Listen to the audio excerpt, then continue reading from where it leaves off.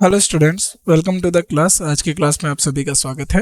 तो आज हम जिस विषय पर बात करने जा रहे हैं वो है स्टडी ऑफ गैस लॉ, यानी रासायनिक विज्ञान में अगर हम बात करें फिजिकल केमिस्ट्री की, तो स्टडी ऑफ गैस लॉ में हम डिस्कस करेंगे गैस की कुछ नियम, यानी क्या क्या प्रॉपर्टीज़ रही हैं गैस की, जिसके ऊपर जो हमें अलग हर बार अलग सिद्धांत गैस के देखने के लिए मिले। आखिर गैस को स्टडी करने की हमें ज़रूरत क्यों पड़ी? देखो, आपको पता है मैटर होता है, ये इसकी तीन स्टेट होती है और भी दो स्टेट होती है, प्लाज्मा स्टेट और बोस आइंस्टाइन कंडेंसेशन स्टेट। उसको लेकर अभी हम चर्चा नहीं कर रहे, लेकिन अभी हम जो इसकी तीन मुख्यतः स्टेट है, सॉलिड, लिक्विड यानी ठोस द्रव और गैसियस स्टेट जो इसकी होती है, गैसियस स्टेट। तो जब हम बात करते हैं गैसियस स्टेट में, तो ये औरों से अलग की होती है। देखिए, गैस में जो मैटर होता है, मान लो ये कोई कंटेनर है, इसके एक पहला आपने नियम तो पता ही होगा, पहली भी इसकी प्रॉपर्टी तो पता होगी कि गैस का कोई पर्टिकुलर शेप नहीं होता और ना ही कोई वॉल्यूम होता। वह उसी वॉल्यूम होता है, उसका वॉल्यूम उतना ही होता है जो उसका कंटेनर का वॉल्यूम है। अगर मान लो कंटेनर 2 लीटर का है तो उसमें 2 लीटर गैस आएगी, कंटेनर 4 लीटर का है तो 4 लीटर गैस आएगी। तो ये कंटेनर है, तो इसमें जो गैस होते हैं उसके जो अणु होते हैं काफ़ी दूर होते हैं, यानी उनकी उनके परमाणु या अणुओं की जो बीच में जो दूरी होती है, अणुओं के मॉलिक्यूल के बीच में जो दूरी होती है वो काफ़ी ज़्यादा होती है। तो काफ़ी ज़्यादा होने की वजह से जो गैस है उसका फैलाव ज़्यादा आपको देखने के लिए मिलता है।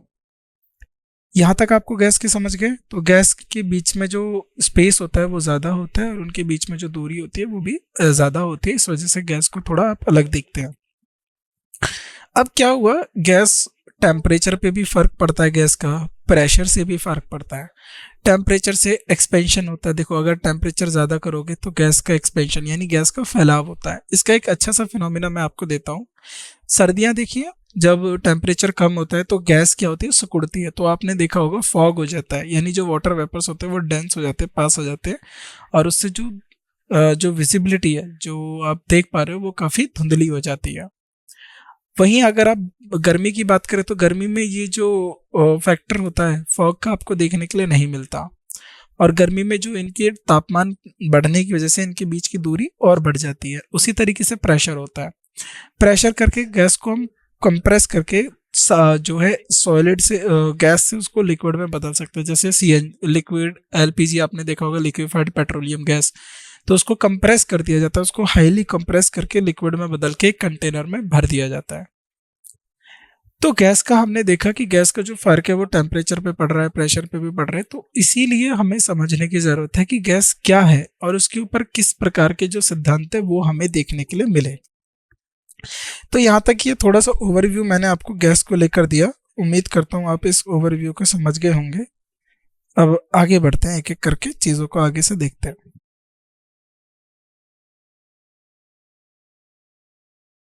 चलिए, इंट्रोडक्शन, सबसे पहले परिचय करते हैं गैस का। क्या है गैस और जो है, और उससे आप क्या समझते हो? The state of matter in which interparticular attraction is weak and interparticle space is so large that the particles become completely free to move randomly in the entire available space is known as gas। तो पदार्थ की वह अवस्था, मैंने आपको बताया कि matter की ये वो अवस्था होती है जिसमें अंतर कण आकर्षण कमजोर होता है। तो जो इसके इंटर पार्टिकल जो फोर्स होते हैं वो काफ़ी कमज़ोर होते हैं। अब कमज़ोर होने की वजह से फोर्सेस क्या है, ये दूर दूर होने लगता है। ठीक है, ये दूर होने लगता है। और इसके अंतर कण स्थान इतना बड़ा होता है कि एक कण पूरे उपलब्ध स्थान में बेतरबी ढंग से घूमने के लिए पूरी तरीके से मुक्त होते हैं। तो सबसे ज़्यादा अगर पार्टिकल कोई फ्री स्टेट में रहता है तो वो गैस में रहता है। तो मुक्त अवस्था में सबसे ज़्यादा जो अगर कोई पार्टिकल या फिर जो कण है वो सबसे ज़्यादा किस में रहेगा? मुक्त अवस्था में, गैस में, गैस के रूप में जाना जाता है। तो उसे हम क्या कहते हैं? गैस कहते हैं। Gas occupy the entire space of the vessel in which it is kept, so it takes the shape of the vessel. तो गैस उस बर्तन के पूरे स्थान पर कब्जा कर लेती है जिसमें उसे रखा जाता है और इसलिए बर्तन का आकार ले लेती है। तो आपको ये शुरुआत ही में मैंने बता दिया, जो गैस होता है उसका जो आकार होता है वो उसके बर्तन के आकार पर निर्भर करता है। उसका बर्तन का आकार कैसा है, बर्तन के आकार की वजह से गैस का जो आकार है उस पर फर्क पड़ता है। यहाँ तक ये चीज़ आप समझ गए। तो इनका जो इंटर पार्टिकल अट्रैक्शन है ये काफ़ी कमज़ोर रहेगा, ये आपको पता होना चाहिए। और इंटर पार्टिकल स्पेस, जो इसके बीच में जो स्पेस होता है, जैसे कि उदाहरण के तौर पे ये पेन हो गया, इसके पार्टिकल बहुत आपस में मिले हुए हैं, तो हम इसमें से पार नहीं जा सकते। लेकिन ये पूरा स्पेस है, तो देखिए मेरा हाथ फ्रीली मूव कर पा रहा है। क्यों? क्योंकि इनके जो पार्टिकल्स है उनमें काफ़ी स्पेस है। और स्पेस के पीछे, यानी जो खाली जो रिक्त जगह है, इसके पीछे का उदाहरण है, इसके पीछे का कारण है अंतर कण आकर्षण। तो इनके जो अंतर कण है, जो इसकी गैस के अंदर जो कण होते हैं, उनके बीच में आकर्षण कमजोर होना है इसके पीछे का जो है कारण है। Gases are composed of molecules that are in constant random motion. तो जो गैस के जो पार्टिकल होते हैं ये हमेशा रैंडम मोशन करते हुए मिलेंगे, ये एक जगह स्थिरता में नहीं रहते। तो गैस के कणुओं या कणों से बनी होती है जो निरंतर यादृच्छिक गति में होते हैं। तो यानी रैंडम मोशन, कोई फिक्स डायरेक्शन में नहीं होगा। कोई पार्टिकल इधर रहे, कोई इधर जा रहा है, कोई इधर जा रहा है, कोई इधर जा रहा है, कोई इधर जा रहा है। तो ये जो पार्टिकल्स का मोशन है काफ़ी रैंडम देखने के लिए मिलेगा, क्योंकि फिक्स्ड डायरेक्शन में मोशन नहीं होता। देखो फिक्स्ड डायरेक्शन में कब होता है? जब आप प्रेशर लगाओगे। जब आप प्रेशर लगाओगे तो आप पार्टिकल्स को डायरेक्शन दे रहे हो कि आपको इधर जाना है, तो आप इधर प्रेशर लगा रहे हो, पार्टिकल इधर आ गए। जब तक प्रेशर नहीं है, कोई पार्टिकल इधर, कोई इधर, कोई इधर, कोई इधर, ये मुक्त अवस्था में अपनी मर्जी से ये घूम रहे हैं। अब आता है kinetic theory, helps in explaining the simple relationship between the pressure, the volume, temperature of a gas. तो जो गतिज सिद्धांत का एक गैस के दबाव, तो जो गतिज सिद्धांत है, काइनेटिक थ्योरी है, वह गैस के दबाव, आयतन और तापमान, यानी गैस का प्रेशर, वॉल्यूम और टेम्परेचर, इनको समझने में मदद करती है और इनके बीच मौजूद सरल संबंध को समझाने में हमारी मदद करती है। तो किस तरीके से यह आपस में संबंध रखते हैं? कौन? दबाव, तापमान और आयतन, यानी प्रेशर, टेम्परेचर एंड वॉल्यूम। तो इसका रिलेशन कौन बताता है? Kinetic theory of gases. तो ये चीज़ें आपको समझते हुए चलना है कि इनके बीच का रिलेशन कौन बता रहा है, क्या इनका रिलेशन है और किस तरीके से चीज़ें इस गैस रिलेशन पर निर्भर करती हैं। अकॉर्डिंग टू, अब सबसे पहले समझते हैं काइनेटिक थ्योरी ऑफ गैसेस। तो यहाँ से हमारा शुरू हो जाता है काइनेटिक थ्योरी ऑफ गैसेस। तो काइनेटिक थ्योरी गैसेस की क्या कहता है, सिद्धांत क्या कहता है? Gases are made up of tiny particles called molecules. तो जो गैसेस हैं ये टाइनी पार्टिकल्स के बने हुए हैं जिनको कहा जाता है molecules.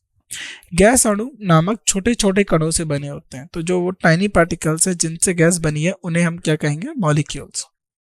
These particles are moving in all possible direction at all possible speeds। तो ये कण सभी संभावित दिशाओं में से संभावित गति से गतिमान होते हैं। तो यह कण सभी संभावित दिशाओं में सभी संभावित गति से गतिमान होते हैं। तो यानी ये जो सारे पार्टिकल्स देख रहे हो आप, ये मूव करेंगे ऑल पॉसिबल डायरेक्शन। तो जितनी भी संभावित दिशाएं हैं उन सब में ये मूव करेंगे, उस सब है ये चलेंगे, गतिमान रहेंगे, और जितनी भी संभावित इनकी गति हो सकती है उन गति से ये चलेंगे। The molecules are negligibly small in size as compare to the volume occupied by the gas. तो जो भी गैस का जो वॉल्यूम है, जो गैस ने वॉल्यूम ऑक्यूपाई करा हुआ है, उसकी तुलना में जो होता है ये बहुत छोटा होता है। तो गैस द्वारा घेरे गए आयतन की तुलना में अणु आकार में नगण्य रूप से छोटे होते हैं। तो नगण्य मतलब बहुत छोटे होते हैं। तो आयतन की तुलना करें जिसमें गैस को रखा गया है, उसकी आयतन की तुलना में जो ये मॉलिक्यूल्स हैं गैस के, ये काफ़ी छोटे देखने को मिलते हैं। तो ये चीज़ें आपको पता होना है कि किस तरीके से ये चीज़ें वेरी कर रही हैं। There is a negligible force of attraction between gas molecules. तो गैस मॉलिक्यूल्स के बीच में जो फोर्स ऑफ अट्रैक्शन होता है, जो एक दूसरे को अट्रैक्ट किए हुए होता है, जोड़े हुए होते हैं, वो बहुत कम होता है। और वह बहुत कम होने की वजह से वो क्या होता है कि टूट जाता है। तो इसीलिए देखा होगा कि गर्मियों में थोड़ा सा तापमान बढ़ाने से गैस के में क्या होता है, एक्सपेंशन होने लगता है कि ये जो स्पेस है इनके बीच का काफ़ी बढ़ जाता है। तो इसीलिए गैस एक्सपेंड कर देती है। तो गैस के अणुओं के बीच के आकर्षण का बल नगण्य होता है, यानी एक्सपेंड करने लगती है। Therefore gas molecules are free to move in the entire space available to them. इसलिए गैस के अणु उनके लिए उपलब्ध संपूर्ण स्थान में स्वतंत्र रूप से घूमने के लिए स्वतंत्र होते हैं। तो जो गैस के मॉलिक्यूल है, जो गैस के अणु हैं, अब उनके बीच में जो फोर्स ऑफ अट्रैक्शन है वो कमजोर है, तो वो बाध्य नहीं है, यानी उसको कंट्रोल्ड नहीं किया जा रहा है कि वो किसी एक डायरेक्शन में जाए या किसी एक पर्टिकुलर तरीके से घूमे या किसी एक मध्य तरीके से घूमे। तो वो फ्री होते हैं घूमने के लिए, तो जिस तरीके से वो चाहें उस तरीके से वो मूव कर सकते हैं। ये पूरा निर्भर करता है गैस की, यह निर्भर करता है कि उनके बीच का जो फोर्स ऑफ अट्रैक्शन है वो कमजोर है। The moving of gas molecules collide with each other and also with wall of the container। तो जैसे ये मान लीजिए वॉल ऑफ कंटेनर है,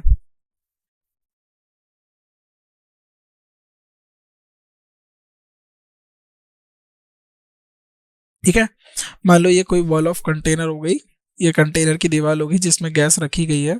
अब क्या होगा कि ये जो गैस के मॉलिक्यूल्स है ये लगातार कंटेनर की वॉल से टकराते हुए रहेंगे। तो जैसे जैसे मूव करेगा तो तुरंत ये जो है कंटेनर की वॉल से टकराएंगे।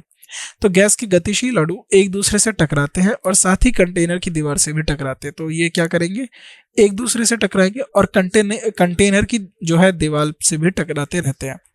अब इस टकराव के कारण क्या होता है, अब हम इस टकराव को क्यों स्टडी कर रहे हैं, उसके पीछे का रीजन है, due to this collision gas molecules exert pressure. तो इन टकरावों के कारण जो गैस के अणु होते हैं दबाव डालते हैं किस पे, कंटेनर की दीवार पे, क्योंकि ये क्या है, ये फैलना चाहता है, ये यानी आप क्या कर रहे हैं, ये जो है बाहर की तरफ निकलना चाहते हैं। उदाहरण के तौर पे मैं आपको एक देता हूँ, आपने जन्मदिन होता है या किसी भी तरीके के फंक्शन में आपने गुब्बारों को फुलाया होगा, है ना, कोई भी पर्व हुआ हो उसमें आपने गुब्बारों को फुलाया होगा। तो जब भी आप गुब्बारों को फुलाते तो गुब्बारे की जो बाहर की जो लेयर है, जो गुब्बारा है, वो उसकी वॉल हो गई और आप उसमें फूंक मारते जा रहे हैं, आप उसमें हवा देते जा रहे हैं, तो गुब्बारा क्या कर रहा है, एक्सपेंड कर रहा है। क्यों, क्योंकि जो आप एयर उसमें देते जा रहे हो वो एयर फैल रही है। अगर वो एयर फैलती नहीं तो गुब्बारा नहीं फूलता। तो एक टाइम के बाद क्या होता है कि जब गुब्बारा जो अपने एयर अंदर थी वो इतना एक्सपेंड कर गई कि अगर वो उससे ज़्यादा और उसमें एयर आई तो वो और फैलेगी और गुब्बारे की जो वॉल है, वो जो गुब्बारा की जो रबड़ है, वो जो आउटर लेयर है, वो फट जाएगा या वो टूट जाएगा। क्यों, क्योंकि जो गैस के मॉलिक्यूल हैं वो भी गुब्बारे पे जो है दबाव डाल रहे हैं। गैस के जो मॉलिक्यूल्स है वो गुब्बारे की लेयर पर दबाव डाल रहे हैं और जब आप लगातार उसमें हवा भरते रहेंगे तो वो दबाव ज़्यादा हो जाएगा जिसकी वजह से गुब्बारा फट जाता है। It has been found that at a given temperature, time and area, the same number of molecules of gas strike against the wall of container। तो यह पाया गया कि किसी दिए गए तापमान, समय और क्षेत्र में गैस के जो अणुओं की समान संख्या कंटेनर की दीवारों से टकराती है। तो अगर टेम्परेचर सेम हो, कोई पर्टिकुलर एरिया हमने सेम करके रखा हुआ है कि इतने ही एरिया में हमें स्टडी करना है कि कितने नंबर ऑफ गैस यानी कितनी संख्या के गैस मॉलिक्यूल अणु हैं आपस में टकराते हैं।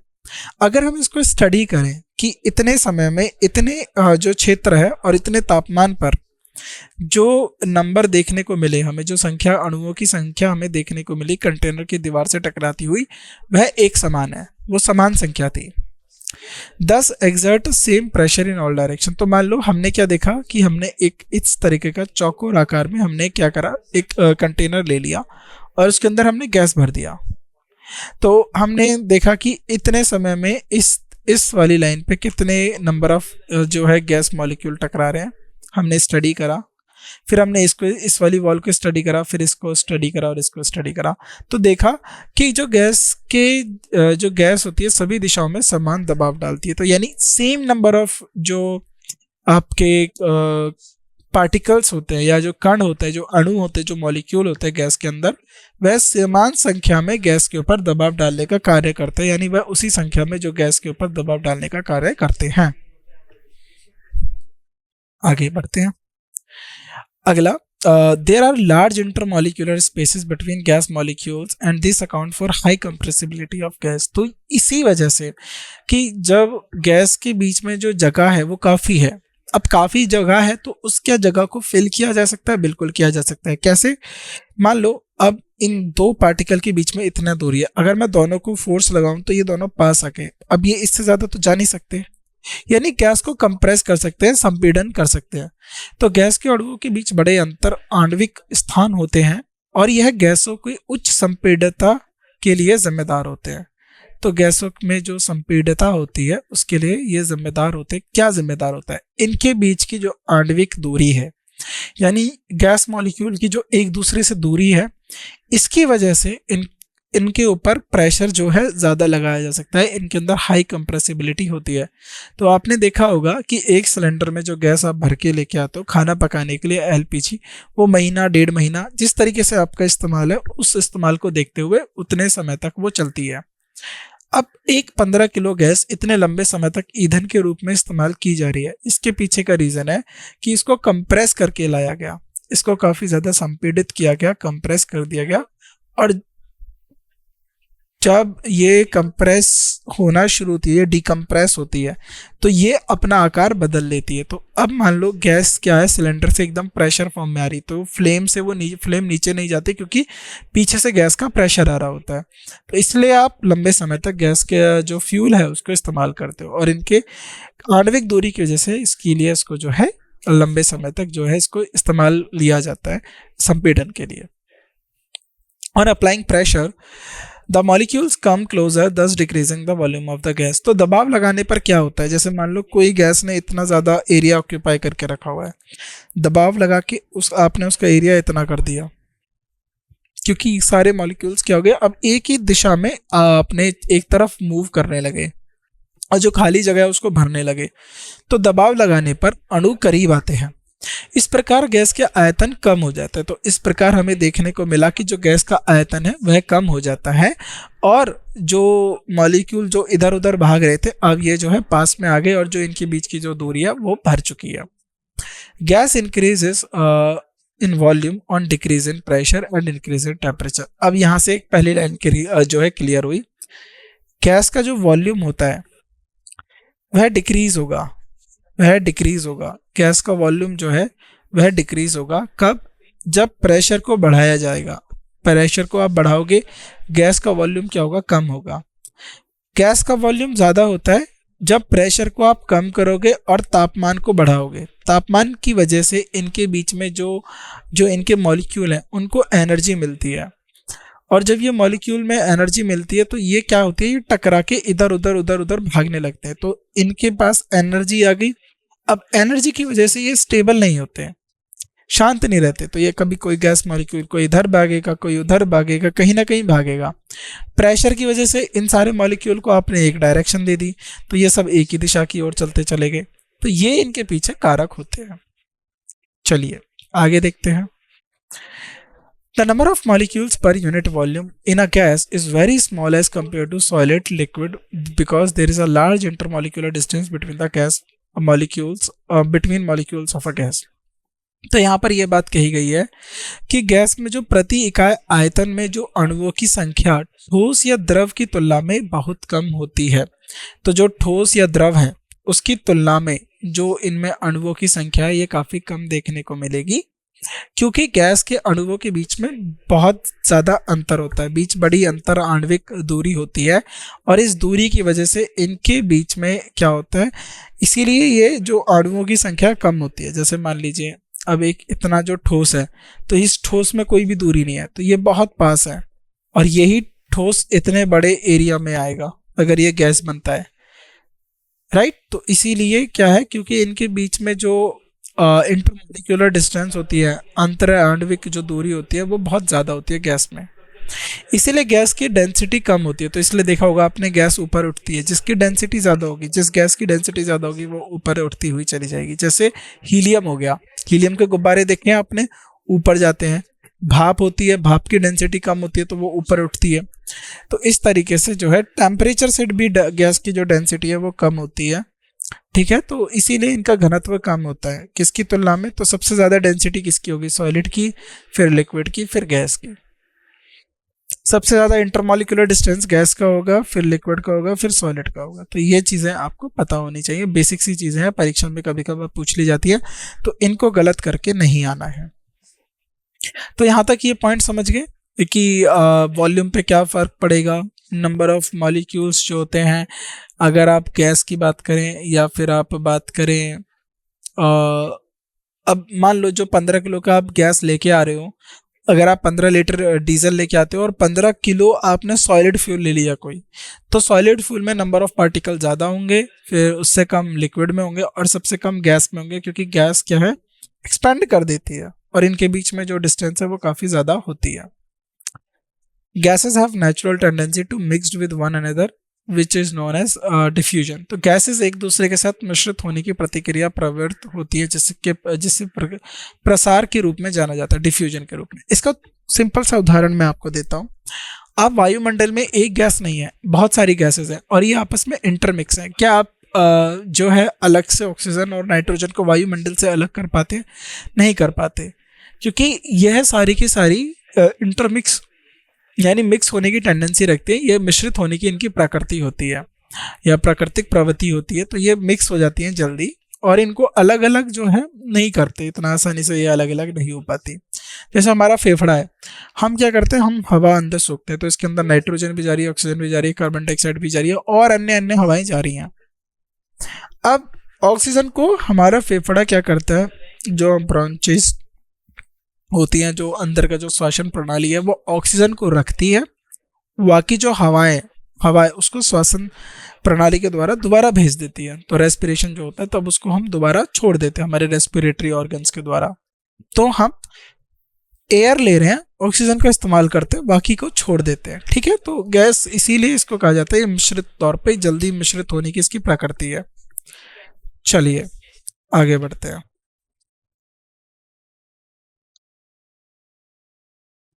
चलो, this is due to large intermolecular distance between the gas molecule. तो इनके बीच में जो है लार्ज इंटरमॉलिक्यूलर डिस्टेंस है, क्योंकि इनके बीच में आणविक दूरी है और इस दूरी को कोई भर सकता है, तो इसीलिए वहाँ पर जो है इसीलिए वहाँ पर जो है दूसरी गैसेज आके इसको भर लेती है, जस्ट बिकॉज ऑफ द आणविक दूरी, इंटरमॉलिक्यूलर जो डिस्टेंस है इनके बीच में, राइट। तो इसकी वजह से ये जो है इसको भर लेते हैं।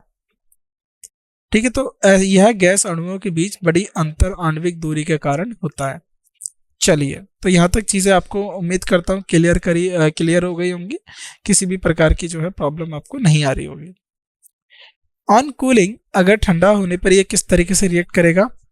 The kinetic energy of the gas molecules of a gas is reduced and the molecules come closer. तो ठंडा होने पर गैस के अणुओं की जो गतिज ऊर्जा कम हो जाती है। तो ठंडा होने पर जो गैस के अणुओं की जो गतिज ऊर्जा है वो कम हो जाएगी और अणु एक दूसरे के करीब आ जाते हैं। तो अणु क्या होंगे, एक दूसरे के करीब आने लगेंगे। Hence, the intermolecular spaces get reduced and there is an increase in the number of molecules per unit volume. इसलिए अंतर आणविक स्थान कम हो जाता है और प्रति इकाई आयतन अणुओं की संख्या में वृद्धि होती है। तो याद रखिएगा, ठंडा होने पर the kinetic energy of the molecules, तो जो काइनेटिक एनर्जी है मॉलिक्यूल्स की ऊर्जा कम हो जाएगी। क्यों कम हो जाएगी? क्योंकि देखो टेम्परेचर डाउन हो गया तो जो मोशन है गैस मॉलिक्यूल्स का वो शांत हो जाता है। तो ये काइनेटिक एनर्जी की कम होने की वजह से वो ज़्यादा मूव नहीं कर पाते, तो मूव नहीं कर पाते तो वो पास आने लगते हैं और इनकी वजह से अगर तापमान कम करने से तो इनके बीच का जो इंटरमॉलिक्यूलर स्पेस है, अंतर आणविक स्थान कम हो जाता है और प्रति इकाई आयतन अणुओं की जो संख्या में वृद्धि होती है। तो क्योंकि जब कोई गैस इतना ज़्यादा एरिया कवर कर रही थी, टेम्परेचर में इतना आ गई, तो जो बचा जो एरिया है उसमें क्या हो गया, पर यूनिट वॉल्यूम जो नंबर ऑफ गैस मॉलिक्यूल्स है बढ़ गया। सो इसीलिए गैस लिक्विफाइज ऑन कूलिंग, तो गैस ठंडा होने पर द्रवभूत हो जाती है। तो गैस को अगर आप ज़्यादा ठंडा कर दोगे एक टेम्परेचर से नीचे ले जाके, तो ये क्या हो जाएगी, द्रवभूत हो जाएगी। तो याद रखिएगा गैस की ये क्या होती है, प्रॉपर्टी होती है। ठीक, चलिए आगे बढ़ते हैं। The behaviour of a gas under known condition of pressure, volume and temperature is described by the laws known as gas law. तो दबाव, आयतन, तापमान की ज्ञात स्थितियों के तहत एक गैस के व्यवहार गैस नियमों के रूप में ज्ञात नियमों द्वारा वर्णित किया जाता है। तो गैस लॉ हमें क्या बताता है? गैस लॉ हमें गैस का बिहेवियर बताएगा, गैस के बारे में या उसकी व्यवहार या उसकी प्रकृति बताएगा। प्रेशर, वॉल्यूम और टेम्परेचर को लेके। तो किस तरीके से वो प्रेशर के साथ रिएक्ट करती है, किस तरीके से वो वॉल्यूम के साथ रिएक्ट करती है, किस तरीके से वो टेम्परेचर के साथ रिएक्ट करती है, इन सब बातों को लेकर जो गैस है, जो गैस लॉ है, वो हमें इसके बारे में जानकारी देता है। The physical behaviour of gas can be described bye 3 standard variables. तो जो गैसों के भौतिक व्यवहार को 3 मानक चरों द्वारा वर्णित किया जाता है। तो क्या है ये? वॉल्यूम यानी आयतन, प्रेशर गैस का, दबाव और टेम्परेचर। तो गैस को इन 3 मानकों द्वारा समझा जा सकता है, वॉल्यूम से, प्रेशर से और टेम्परेचर से। और यही गैस लॉ क्या काम करता है? गैस लॉ हम इन तीनों के जो इनके बीच में संबंध है, किस तरीके से तापमान से वॉल्यूम पे क्या फर्क पड़ेगा, प्रेशर से वॉल्यूम पे क्या फर्क पड़ेगा, प्रेशर और तापमान से वॉल्यूम पे क्या फर्क पड़ेगा, नंबर ऑफ जो गैस मॉलिक्यूल्स या गैस के एटम्स या पार्टिकल्स हैं उन पे क्या फर्क पड़ेगा, इनको समझने में भी गैस लॉ हमें मदद करते हैं। तो गैस लॉ बहुत महत्वपूर्ण है अगर आपको गैस के बारे में या गैस की प्रकृति के बारे में जानना है और क्या प्रभाव पड़ता है गैस के ऊपर इन सब मानकों के द्वारा। तो हम एक एक करके अब समझते हैं किस तरीके से किस पे क्या फर्क पड़ता है। अगर मैं बात करूं वॉल्यूम की, तो पहले हमें वॉल्यूम समझना होगा। वॉल्यूम क्या होता है? The volume of a gas is the space occupied by that gas. तो वॉल्यूम क्या है? गैस के आयतन, उस गैस के द्वारा घेरा गया स्थान। तो गैस ने कितना स्थान घेरा है, राइट, और क्या घेरा है। मतलब मान लीजिए एक गिलास में हो गया, ये मान लो कोई गिलास हो गया, कोई सिलेंड्रिकल कंटेनर हो गया, कोई स्क्वायर कंटेनर हो गया, कोई सिलेंड्रिकल पाइप हो गई। तो किसी भी प्रकार का जो आयतन है वो गैस के द्वारा जो है घेरा गया है, तो उसको हम बोलते हैं वॉल्यूम। अब गैस का तो खुद का कोई वॉल्यूम होता नहीं है, क्योंकि गैस का कोई अपना रूप नहीं है। जैसे सॉलिड का रूप होता है, लिक्विड का भी कोई रूप नहीं होता, वो जिस कंटेनर में रहेगा वैसे ही उसका रूप धारण कर लेगा। तो कंटेनर के वॉल्यूम को ही हम गैस का वॉल्यूम कह देते हैं। The space occupied by a gas is equal to the volume of its container. तो यही अभी बात हो रही है कि गैस द्वारा घेरा गया स्थान उसके पात्र के आयतन के बराबर होता है। अब नॉर्मली जो वॉल्यूम का जो स्टैंडर्ड यूनिट होता है वो क्या होता है? मीटर क्यूब, है ना। कैसे हमें ये कैसे पता चला? Area into length. जो एरिया है, मान लो ये एरिया हो गया और इसमें लंबाई दे दो तो ये वॉल्यूम बन गया। तो एरिया इनटू लेंथ जो होता है ये हमारा क्या होता है? वॉल्यूम का फॉर्मूला। एरिया को हम मीटर स्क्वायर से लिखते हैं और लेंथ को मीटर से, तो ये हो गया मीटर क्यूब। अगर आपको सीजीएस सिस्टम जो है सेंटीमीटर ग्राम सेकंड सिस्टम में देखना है तो सेंटीमीटर क्यूब हो जाएगा। तो ये हमारी ऐसा यूनिट हो गई मीटर क्यूब वॉल्यूम की, और सेंटीमीटर क्यूब क्या होगी इसकी जो है सीजीएस यूनिट। तो ये आपको पता होना चाहिए। तो अब गैस का खुद का कोई वॉल्यूम नहीं है, उसके आयतन का वॉल्यूम है। कितना उसके आयतन में, जो उसका आयतन रहेगा वही उसका वॉल्यूम रहेगा। और कोई दूसरी यूनिट हो गई जैसे मिलीमीटर, मिलीलीटर हो गया, डेसीमीटर हो गया, लीटर हो गया। तो ये वॉल्यूम का जो है मापने का। अब ये वॉल्यूम क्या है? ये लीटर, मीटर जो है, डेसीलीटर, ये हम द्रव को भी इसी वॉल्यूम से नापते हैं। ठीक है, चलिए अब आता है प्रेशर। प्रेशर क्या होता है? Pressure of a gas is the force that exerts per unit area on the volume of its container. तो मान लो कोई गैस एक कंटेनर के अंदर बंद है, तो इस पर्टिकुलर एरिया पर उसके जो नंबर ऑफ जो दबाव है, जो फोर्स लगाया जा रहा है, जो बल लगाया जा रहा है, किसके द्वारा? गैस के कणों के द्वारा, मॉलिक्यूल्स के द्वारा, अणुओं के द्वारा किसी एक क्षेत्र पर। तो गैस का दबाव वह बल है जो गैस अपने कंटेनर की दीवार पर प्रति इकाई क्षेत्रफल पर लगाती है। तो याद रखिएगा, force that exerts per unit area on the wall of container, right. तो ये चीज आपको याद रखनी है। चलिए, we know that earth is surrounded by a blanket of air which is about 800 kilometre thick. तो जो ये आपका एटमॉस्फेयर दिखता है, तो ये जो एटमॉस्फेयर है, अब इस एटमॉस्फेयर में स्ट्रेटोस्फेयर होता है, ट्रोपोस्फेयर होता है, राइट। अब उसके बाद आइनोस्फेयर हो जाता है, मीजोस्फेयर होता है। तो ये एक एटमॉस्फेयर की लेयर है। तो लगभग 800 किलोमीटर तक का ये जो लेयर है, इतना जो ब्लैंकेट कहते हैं इसको, हम जानते हैं कि पृथ्वी को हवा के एक कंबल से घेरी हुई है जो लगभग 800 किलोमीटर मोटा है। तो ये जो एटमॉस्फेयर 800 किलोमीटर जितना थिक है, तो इतनी ज़्यादा गैसेस ने पृथ्वी को घेरा हुआ है।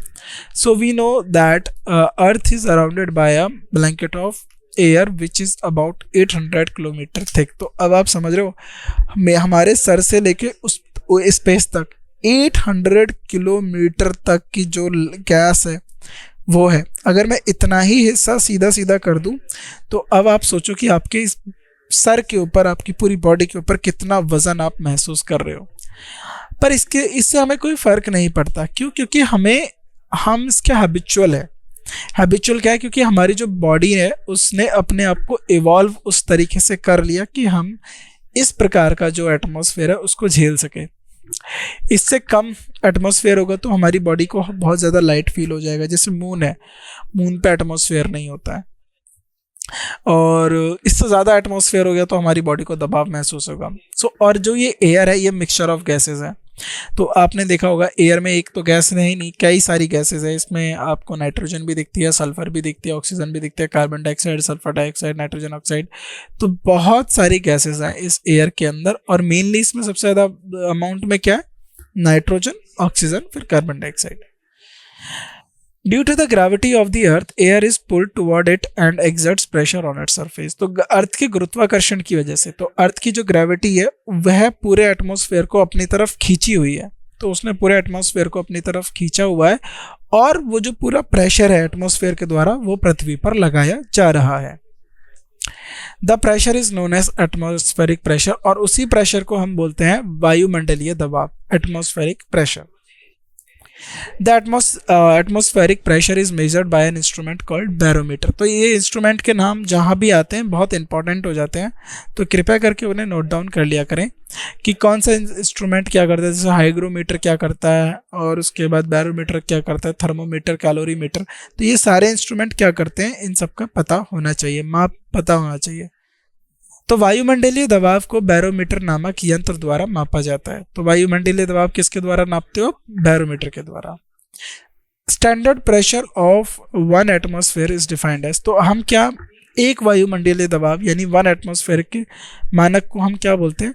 The pressure exerted by 76 centimetre of mercury at 0 degree at the standard gravity of 9.8 metre per second square. तो एक वायुमंडलीय दबाव को आपको बताना हो कितना होता है, तो 0 डिग्री सेल्सियस पर 9.8 मीटर प्रति सेकंड स्क्वायर के मानक गुरुत्वाकर्षण पर पारे की 76 सेंटीमीटर द्वारा लगाए गए दबाव को दबाव के रूप में परिभाषित किया गया है। पारे का घनत्व कितना होता है? 13.5951 ग्राम पर सेंटीमीटर क्यूब।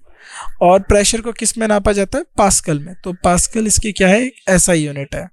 ठीक है, तो 1 एटीएम क्या होता है ये आप याद रखना। 76 सेंटीमीटर जो है, 76 एचजी लिख देते हैं इसको, 76 एचजी। एचजी मतलब मरकरी हो गया यहाँ पर।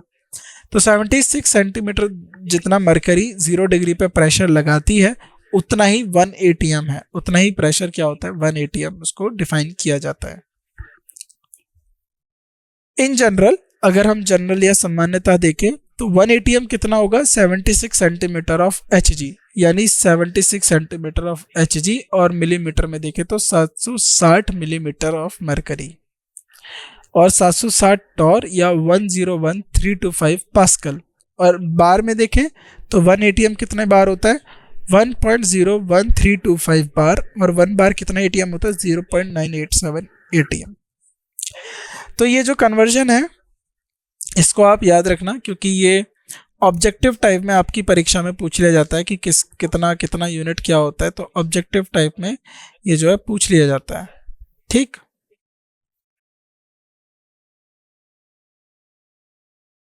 है, चलिए यहां तक आपको समझ में आ गया कन्वर्जन। आगे बढ़ते हैं। अब आता है टेम्परेचर। टेम्परेचर क्या होता है और इससे आप क्या समझते हैं? Temperature is the measure of the extent of hotness और कोल्डनेस ऑफ अ बॉडी। तो तापमान किसी पिंड की गर्मी या ठंडक का माप जो होता है, की मात्रा का माप होता है। देखो टेम्परेचर जो होता है एक स्टैंडर्ड होता है, जैसे टेम्परेचर हॉट या कोल्ड नहीं होता, टेम्परेचर एक माप होता है। आप कोल्ड का भी टेम्परेचर बता सकते हो, अगर कोई ठंडी है तो कितना ठंडी है उसको नापने के लिए भी एक यूनिट चाहिए, उसको आप तापमान कहते हैं। कोई गर्म है, कोई बॉडी गर्म है तो कितनी गर्म है उसको मापने के लिए भी कुछ मापक चाहिए, उसको भी आप टेम्परेचर कहते हो। तो तापमान किसी पिंड की गर्मी या ठंडक की मात्रा को मापता है। अब जो टेम्परेचर होते हैं ये अलग अलग माप जो पैमानों पर मापा जा सकता है। तो तापमान को 3 पैमानों पर मापा जाता है, यानी there are 3 scales on which temperature can be measured. तो पहला होता है सेल्सियस और सेंटीग्रेड स्केल। तो आप जिसको सेल्सियस या सेंटीग्रेड बोलते हो, एक पहला मापक हो गया। जैसे आपने देखा कि 10 डिग्री सेल्सियस, 35 डिग्री सेल्सियस, तो आप वायु, आप सराउंडिंग का, अपने चारों तरफ का जो तापमान नापते हो तो वो आप सेल्सियस स्केल पर नापते हो। केमिस्ट्री में जो ज़्यादातर जो तापमान मापे जाते हैं वो होते हैं कैल्विन स्केल।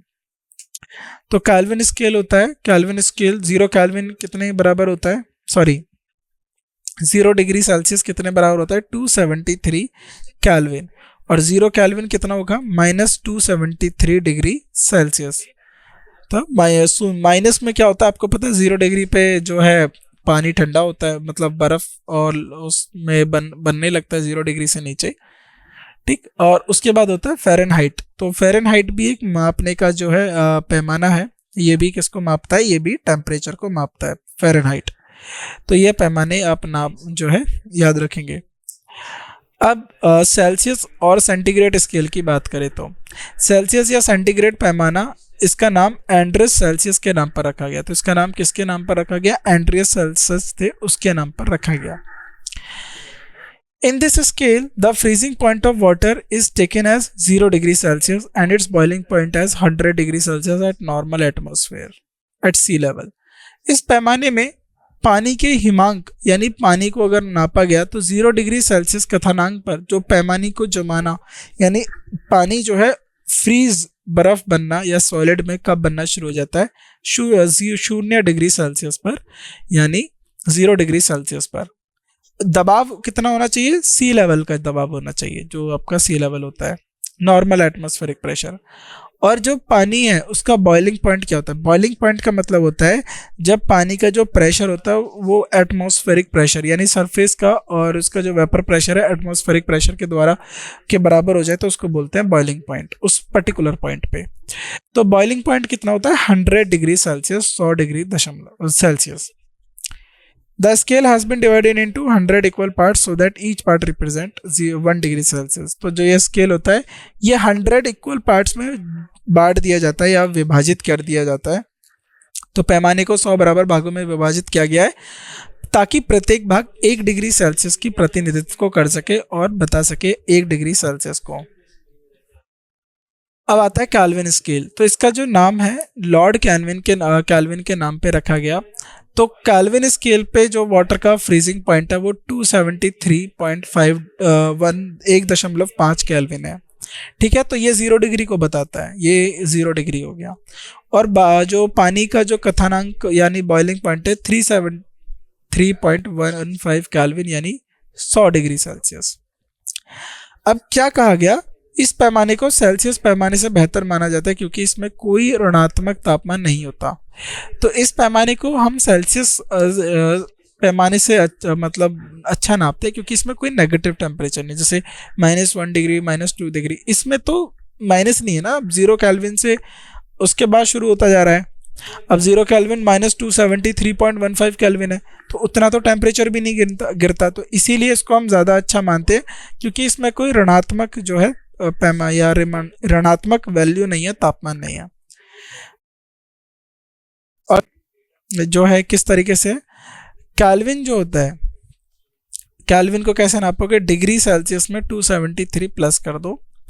और सेल्सियस को कैसे नापोगे, 273 माइनस कर दोगे तो वो आपको निकल जाएगा। तो कैल्विन में से 273 माइनस कर दो तो डिग्री सेल्सियस पता चल जाएगा,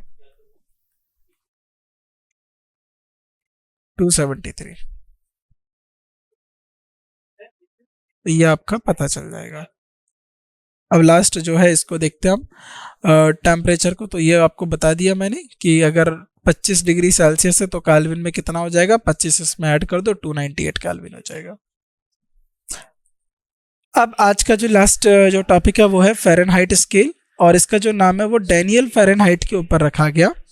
ऑन दिस स्केल जो वाटर का जो फ्रीजिंग पॉइंट है यानी 0 डिग्री कितना है, 32 फ़ारेनहाइट, यानी 32 फ़ारेनहाइट पे, और जो बॉइलिंग पॉइंट है वाटर का वो कितना है, 212 फ़ारेनहाइट पे।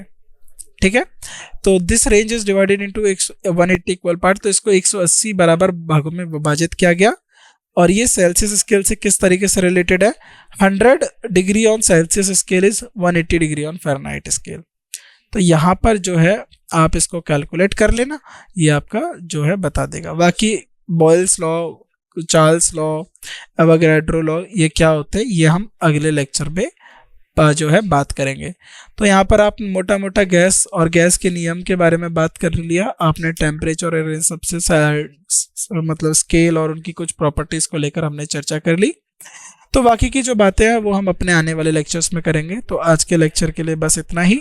आप सभी का धन्यवाद, थैंक यू सो मच आज के लेक्चर में उपस्थित होने के लिए, अटेंड होने के लिए, थैंक यू सो मच।